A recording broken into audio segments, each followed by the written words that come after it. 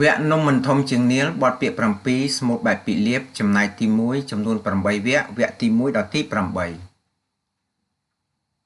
យើងនឹងឈប់ស្លែងបងអង្គនៅ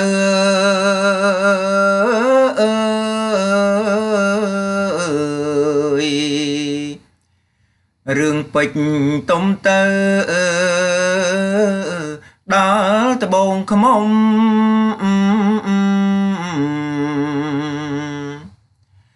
នឹងថ្លែងដំណើរអូជូនជុំនំនឹងភរិយាជាប្រពន្ធ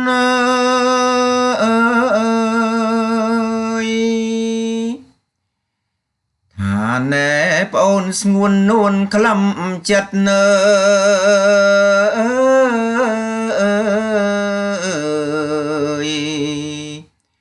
យើងគួរគិតត្បិតបងមានបន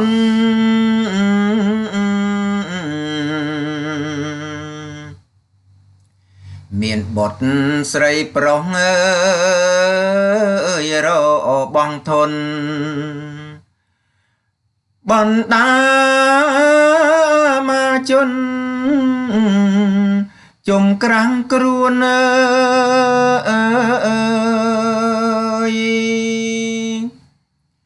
បងលឺអងរៀងប្រជាជាង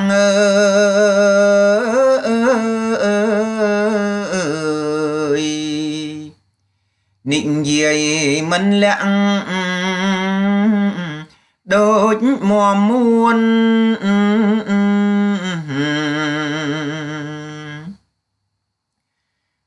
ប្រាយប្រាប់ដោយសាប់មើសាំងសំសួនកូនគេផងខ្លួនដូចងួនយើងនាងនោះមានម្ដាយមេម៉ាយអីសោះ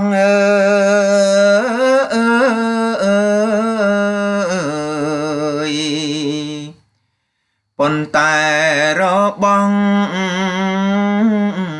តាមទំនឹង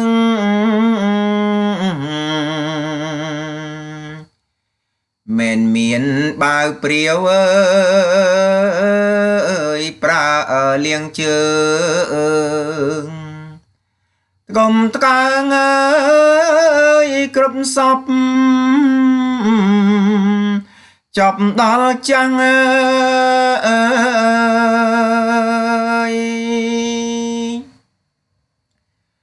ប្រពន្ធបានស្ដាប់ចាប់ចិត្តធំ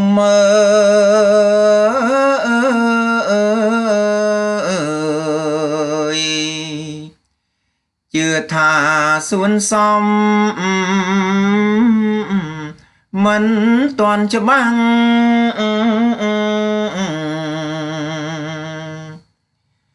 ជំរាប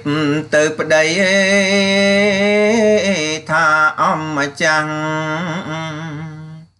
ខ្ញុំស្ដាប់មកប្រសាំងលះគុំគួន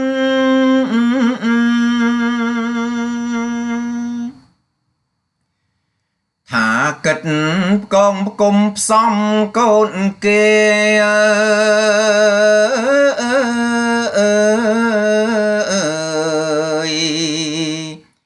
ស្រែឬទន្លេដែលមានខ្លួន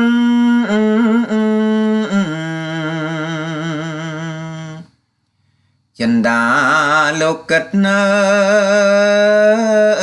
អើយមើលងួនចំណាយចំនួនឆ្នាំខែថ្ងៃ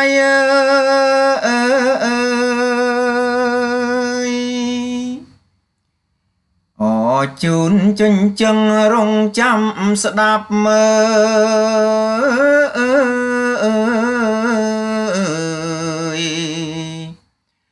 ប្រពន្ធសាស័ព្ទនៅសង្ស័យ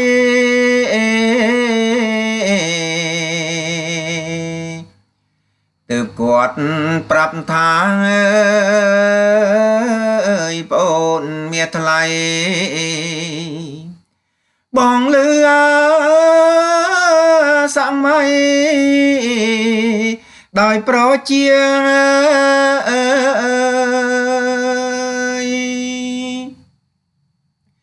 នុរៀងនរាំងអ្នកប៉ុនមាន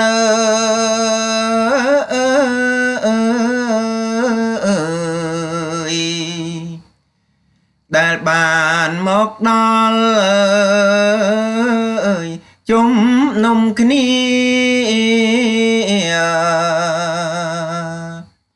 សរសើរពីរូបមើលទាវសភានៅនេះខាងក្បែរស្រែទេស្រី